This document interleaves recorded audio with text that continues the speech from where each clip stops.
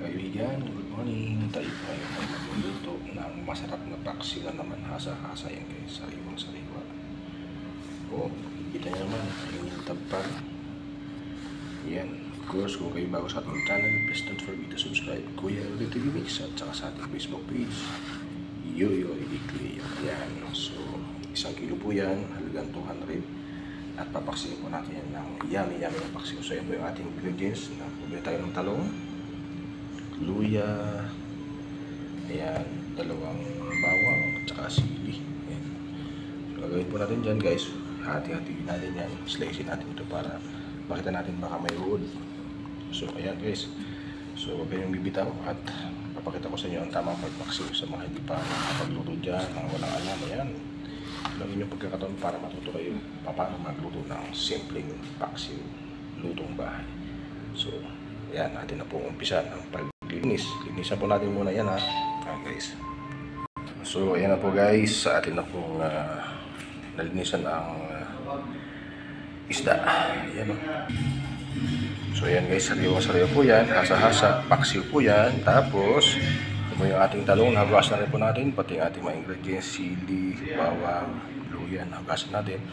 Ano po yung ating panglalagay panimpla. Ayan o, silver swan, dato puti, tuyo at saka silver swan, sukang puti, at may mantika po tayo. Tapos ito yung salt at saka bitchin. So ayan, ating pong slice ng mga talong. Ayan guys. Guys.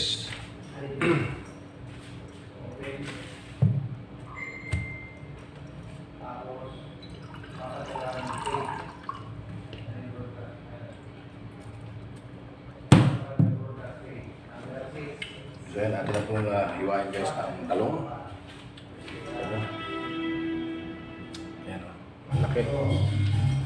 So hiwain po natin mga guys. At muna ilagay po dito ang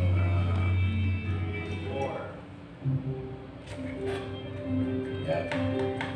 So kailangan po itong hiwain kasi para masigurad natin na yung uod ay hindi makalusot. Ayan o.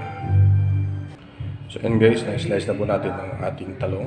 Ayan, medyo marami po yan, halagang 50 pesos. So ilalagay po natin yan sa paksiw, ibabaw natin sa ilalim para may gulay na tayo. Ayan, ang ating kasunod na hiwain natin yung sili at saka luya, ating pong pipit-pitin. Ayan, at ating lalamasin. So mantapay po kayo mga guys. So yan guys, nahiwa na natin ang sili at saka luya at bawang. Ayan, ang ating gagawin po guys ay lalamasin natin ng ganyan para kumatas. At para lumabas ang kanyang lasa, pagka isang kuluyan o mga 2 to 3 minutes ay lalabas ng kanyang katas. So sasarap na po yan. Medyo maanghang po tayo sapagkat mahilig tayo sa manghang. Pampagana po kasi ang manghang. So ayan, atin na pong lalagay sa kaldero at lalamasin natin. Ayan. So guys, ano na po itong lalamasin ngayon at para kumatas po siya, lumabas yung kanyang katas. So hindi natin lamasin. So agad natin lagyan ng asin.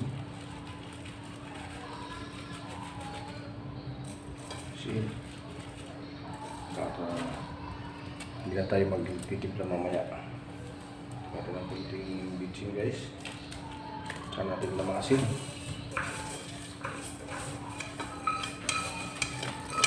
So yan, lamasin po natin yan para lumabas yung katas niya, yung lasa niya talaga.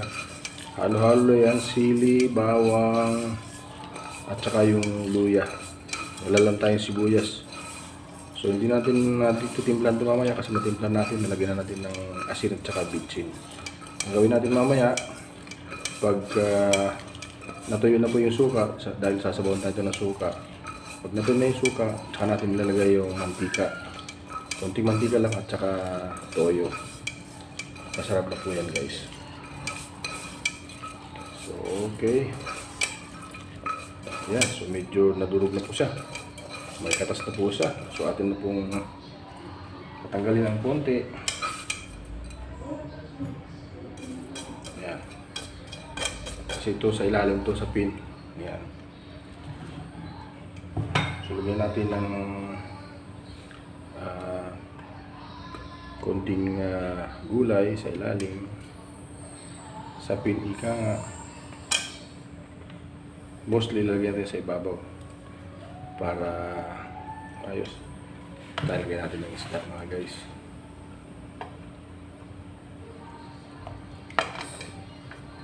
So ganito lang po guys ang pagluto. Simpleng luto lang po ito. Mga sangkay. Hindi natin kinakailangan gumamit ng mga Google para mag-search kung paano. Ito lang, simple lang, manood lang po kayo. At sigurado mayroon kayong malalaman. Simple, lutong bahay lang po ito.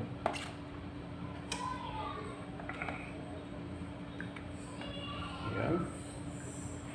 So, okay na mga guys. So, ayan. Okay na siya. No?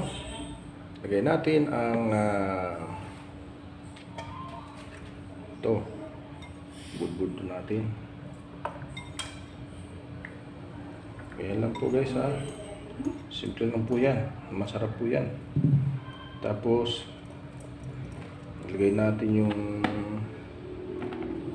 talong ng pataog para mabilis po siya maluto. Ganun lang guys kasimple.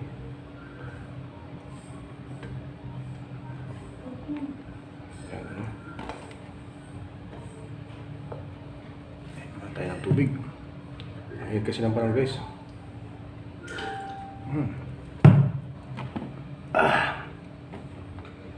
So ayan.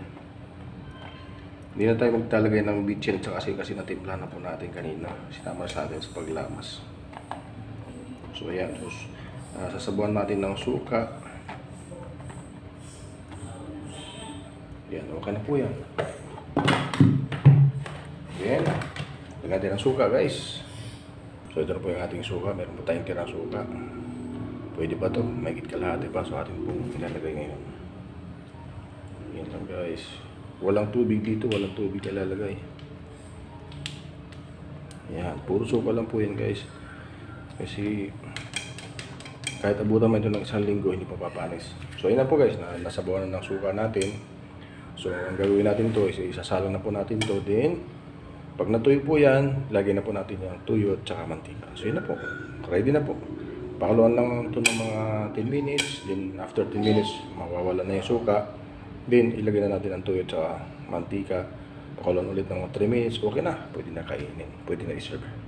So yan guys. Ayan, isalang na po natin siya. So yun na po guys. Dito na tayo sa labas. Sasalang na po natin ang ating lutuin. Ayan o. Sasalang na po natin yun guys.